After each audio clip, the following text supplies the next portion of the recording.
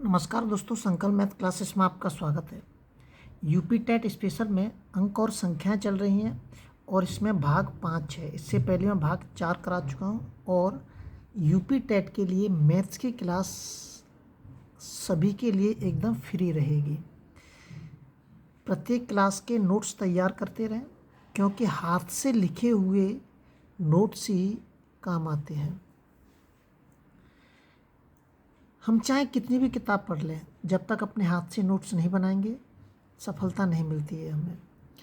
देखिए, इसका पहला सवाल है, निम्न में पूर्ण संख्या कौन सी होगी। इससे पहले मैंने पूछा था इसमें निम्न में प्राकृतिक संख्या कौन सी होगी। तो आपको पता होना चाहिए प्राकृतिक संख्या क्या होती है। ये मैं पिछले वीडियो में आपको बता चुका हूँ। पूर्ण संख्या क्या होती है ये भी मैं आपको बता चुका हूँ। इसका उत्तर देने के लिए पहले हमें ये पता होना चाहिए पूर्ण संख्या क्या होती हैं। तो पूर्ण संख्या जो है वो किससे शुरू होती है, 0 से शुरू होती है ना। तो इनमें से ये 3 जो ऑप्शन दे रखे हैं एक भी नहीं होगा। पिछले वीडियो में पूर्ण संख्या किसे कहते हैं इसके बारे में मैंने पूरी जानकारी दे रखी है। ये दे रखा आगे शून्य क्या कहलाता है। अब शून्य क्या कहलाता है इसका उत्तर देने के लिए हमें चारों ऑप्शनों के बारे में पता होना चाहिए कि योज्य प्रतिलोम किसे कहते हैं, योज्य तत्समक किसे कहते हैं, गुणन तत्समक किसे कहते हैं, गुणन प्रतिलोम किसे कहते हैं। इनके बारे में जानकारी होनी चाहिए और इनके बारे में भी जानकारी मैं पिछली वीडियो में आपको दे चुका हूँ। ध्यान रखना है कि इसका जो सही उत्तर होगा बी होगा। अब बी क्यों होगा कि बी का जो ये दे रखा है योज्य तत्समक, इसका अर्थ होता है कि यदि किसी संख्या में मैं किसी भी संख्या को जोड़ता हूँ तो उसके परिणाम में कोई अंतर नहीं होना चाहिए। अगर मैं 2 में किसी को जोड़ूं तो उसका परिणाम 2 ही आना चाहिए। तो यहाँ पे अगर मैं 2 में शून्य को जोड़ूंगा तो 2 ही आएगा, 5 में शून्य को जोड़ूंगा तो 2 ही आएगा। इसलिए ये इसकी परिभाषा है। तो ये आपको पता होना चाहिए। तो इसका ऑप्शन कौन सा होगा, बी होगा।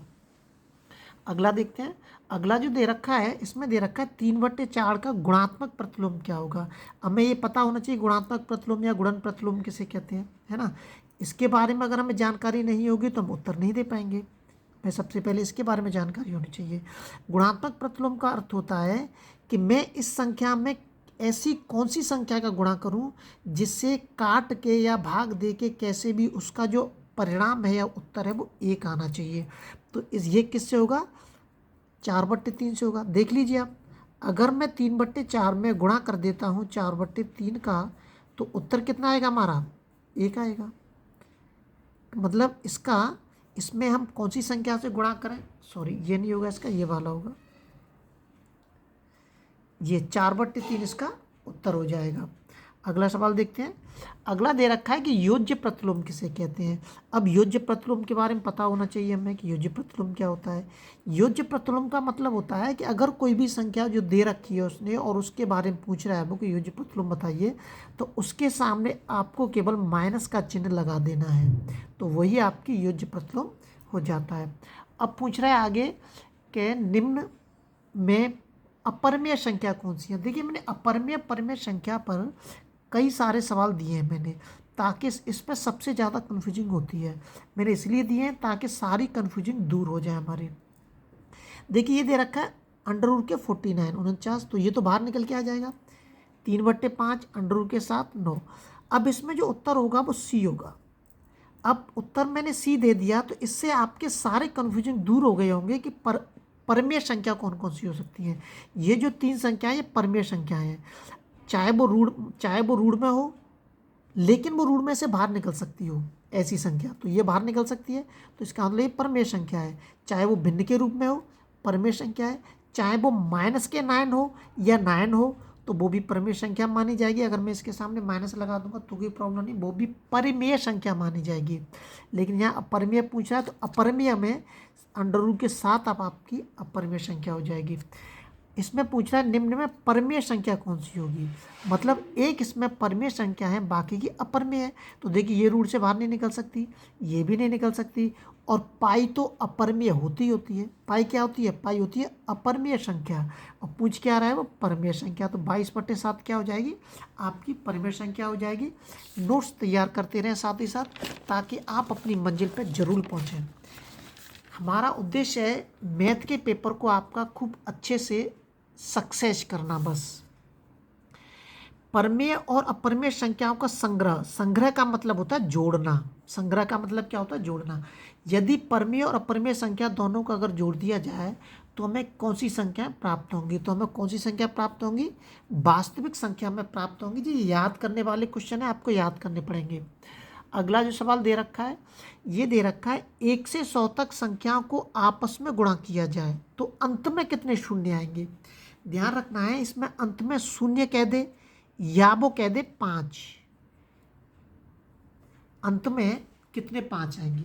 इन दोनों का जो तरीका है, अंत में शून्य आएंगे या अंत में कितने 5 आएंगे, ये दोनों को वो बोलते हैं। तो इनका जो तरीका है करने का वो एक ही है। तो अंत में जो संख्या दे रखी है 100, इस 100 को यहाँ पे लिखेंगे। अगर वो शून्य के लिए बोलता है या 5 के लिए बोलता है, इन दोनों में से किसी के लिए बोले तो अंत वाली जो संख्या होती है उसमें 5 का भाग देते हैं हम। तो 5 में भाग दीजिए, कितनी बार जाएगा, 20 बार जाएगा। अभी ये जो 20 दे रखा है ये 5 से बड़ा है, तो इस 20 में फिर से भाग देंगे हम, कितने से, 5 से। कितनी बार जाएगा, 4 बार जाएगा। लेकिन अब ये 4 जो है छोटा है किससे, 5 से, तो अब हम इसमें भाग नहीं देंगे। तो 20 और 4 को जोड़ देंगे, कितने हो जाएंगे, 24। अतः कितनी संख्या होंगी, 24 होंगी।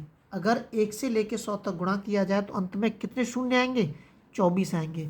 या इसी को वो ऐसे पूछ लेता कि 1 से 100 तक संख्या को आपस में अगर गुणा किया जाए तो अंत में कितने 5 आएंगे, तो भी हम इसी तरीके से करेंगे और उसका उत्तर भी 24 होता।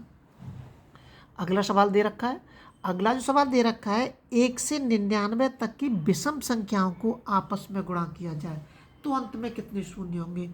आपको अच्छी तरह से दिमाग में ये बिठा लेना है कि विषम संख्याओं का जब हम आपस में गुणा करते हैं तो कोई भी शून्य नहीं आता है, कोई भी शून्य नहीं आता है। तो इसका उत्तर क्या होगा, डी होगा। मतलब कोई भी शून्य नहीं आएंगे, एक भी शून्य नहीं आएगा। और जब विषम संख्याओं का आपस में गुणा करते हैं तो आपस में गुणा करने से जो हमें उत्तर प्राप्त होता है वो हमेशा विषम ही होता है। ये भी पूछा जा सकता है आपसे कि जब विषम संख्याओं का अगर आपस में गुणा किया जाए तो उसका परिणाम सम होगा या विषम होगा, तो इनका परिणाम हमेशा विषम ही होता है। अगला देखते हैं, अगला जो दे रखा है 999 तथा 3000 के बीच, इस शब्द का विशेष ध्यान रखना है, बीच। और अगर दे दे वो तक तो दोनों में चेंजिंग हो जाएगी, ये ध्यान रखना है। बीच में और तक में दोनों में अंतर होता है। तो देखिए 3000 का मतलब 1 से 3000 तक की सारी संख्याएं आ रही हैं, क्योंकि काउंटिंग तो एक तक ही चलेगी, जब भी तो 3000 का नंबर आएगा, जब भी तो हम इसको 3000 बोल पाएंगे। तो सबसे पहले क्या करेंगे, 3000 में से 999 को क्या कर देंगे हम, माइनस कर देंगे। कितना बचेगा, 1 0 0 और 2। लेकिन ये 3000 तक का मैटर है, ये क्या आएगा 3000 तक। लेकिन वो पूछता है बीच की बात, तो इस 3000 का एक पॉइंट और बढ़ रहा है, एक संख्या बढ़ रही है अभी हमारी, तो इसमें से एक को और घटा देंगे तो कितना आ जाएंगे, 2000 आ जाएंगे। तो उत्तर कितना होगा आपका, बी ऑप्शन आपका इसमें एकदम सही हो जाएगा। अगले वीडियो में आपसे फिर मिलते हैं। जब तक आप अपने वीडियो को शेयर और सब्सक्राइब जरूर करें। ये ध्यान रखें, ये जो अंक और संख्याएं करा रहा हूँ मैं, इसका मतलब ये नहीं है कि नंबर सिस्टम करा रहा हूँ मैं। आपको नंबर सिस्टम में अभी कराऊंगा संख्या पद्धति।